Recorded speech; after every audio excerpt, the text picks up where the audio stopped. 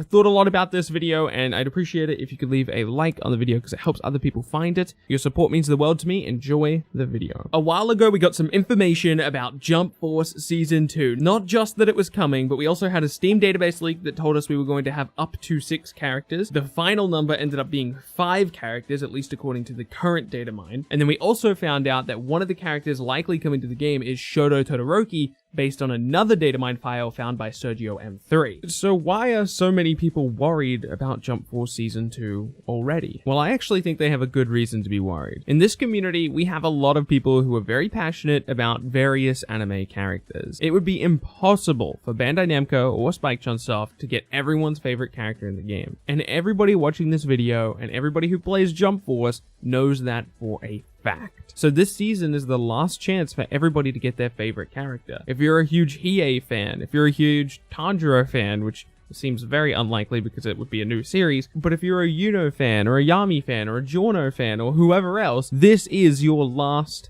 chance. Probably. I doubt we're getting a Season 3. And to be honest, I find these discussions really difficult to navigate because I'm used to covering regular fighting games. Back when I used to cover Injustice, I could simply say that I don't think Beast Boy will make it into the game, and nobody would get upset. Some people would be like, oh, I'm pretty sure he will, or some people would disagree with me, but no one would be upset at my opinion. But if I say Hiei isn't going to make it without a bunch of prerequisites, people are going to be very upset at me. But hey, that's the name of the game. We're in the anime space now, so bear with me because I'm gonna have to explain like a lot of prerequisites before we start talking about all this stuff. So right now, we know that there are at least 5 DLC characters on the way. One of them is likely to be Shoto Todoroki, based on the data mine from Sergio. And on top of that, it's incredibly likely that we'll get another 3 representatives from the cover franchises. There is a reason they are on the cover. They make money. So what's the problem? Well, the problem is if you're holding out for a character like Hiei, Yuno, Giorno, their odds don't look so good anymore because now there's only one more slot. One of the narratives that comes from this type of discussion that I truly don't like is the idea that Bandai isn't picking the most requested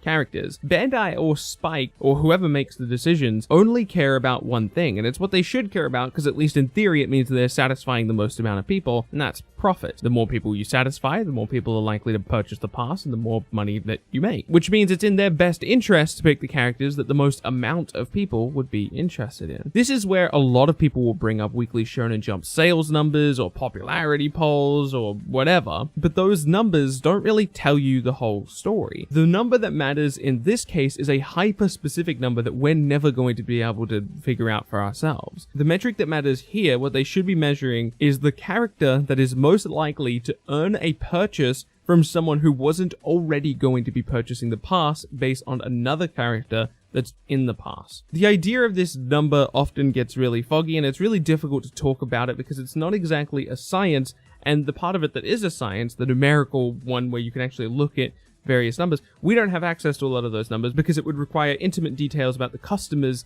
of the game. I bring that up just to say that even if you see a huge thread on Twitter about how much people want to see Yuno in the game, or you see a huge thread on Reddit about how much people want to see Suna in the game, it doesn't mean that they're the most demanded characters. A lot of people don't even voice their requests online. It's up to a marketing team or whoever makes that decision to figure out who will be purchased the most. And you can say, sure, that's up to human error or whatever, but they have projections, right? They have an idea of how much the game will sell, how much the DLC will sell, and if it falls short of that mark, they'll try a different metric next time around. That's how this type of industry works. And they might even use those Twitter threads or those Reddit threads as a metric when deciding certain things. But there are plenty of other metrics that people seem to completely write off when they talk about new characters coming to the game, because most of us spend our time online, right? Most of us see those threads about Yuno and Suna and etc., and we all think that those are the most demanded characters. Just because that's what we see doesn't mean that that's what most people want. It doesn't take much to look like a lot of people are demanding, right? If I really wanted to, I could get together 20 people to all leave replies on Bandai's Twitter about how much we want to see Sarada in the game, and then all of a sudden Sarada would look like the most demanded character, but that's not really what's going on, is it? It's easy to say, quote-unquote,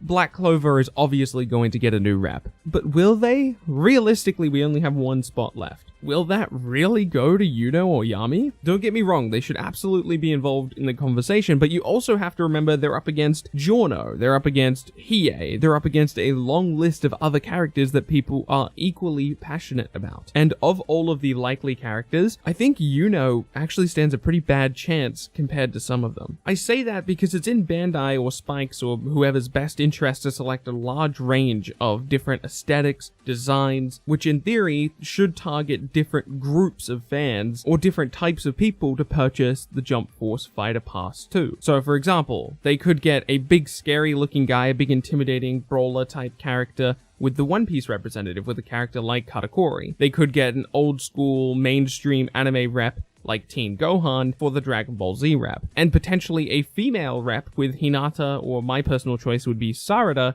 from Naruto. And based on the data mine, we already have our new age anime rep with Shoto Todoroki, which means I would actually consider Yuno less likely, because in theory he causes some type of level of overlap, and a very obvious one, right? Even if they have to sell a less popular character than Yuno, it still might be more profitable for them to target a different group of fans, because at least in theory, the new age fan, a fan that's more likely to be interested in Black Clover, also might be more interested in My Hero Academia compared to some of the other anime on the roster. So rather than targeting both Black Clover and My Hero fans, they might choose to target just My Hero fans, and there might be some jaded Black Clover fans, but those Black Clover fans still might purchase the My Hero character, right? If I was Bandai, I would choose to target a different fan base completely. The JoJo fan base is almost certainly a different group of people than the My Hero / Black Clover fan base. And I don't think we'll ever get Marek because we already have avatar items based on him, but that's an entirely different group as well. They also might engage in a completely different strategy. What if instead of focusing on selling the fighter pass, maybe they already think they've sold you, right? Maybe the cover franchises are enough, plus Shoto Todoroki as a new age anime rep, so now they might use that 5th and final slot to advertise something new to you. For example, Dragon Quest Adventures of Dai is getting a remaster / reboot thing in 2020. Why not try to sell you on a character from that franchise? How about Pop? Then there's Bleach, right? Sure, Bleach got 2 characters in the DLC packs already, but that didn't stop My Hero Academia from getting Shoto Todoroki. What's to stop Ulquiorra from showing up? Which, by the way, would absolutely be a different group of fans. That wave of mid to late 2000s anime fans is absolutely a unique wave of anime fans, and they would love a new Bleach rep, and Bandai would certainly make the money off of it. The point is, this conversation that's happening right now in this video is the exact reason people are worried about Jump Force Season 2. Even if your dream character to show up in Jump Force is an incredibly popular character like Yuno from Black Clover, their chances still don't look particularly good right now. I hope you were able to enjoy this discussion, and I hope I didn't upset you with anything I said. I genuinely try to avoid saying things about characters that sound disparaging towards a certain character. I promise I never mean anything like that if that's what comes across. Believe me, I understand the passion behind anime characters and the passion behind this thing that we all love.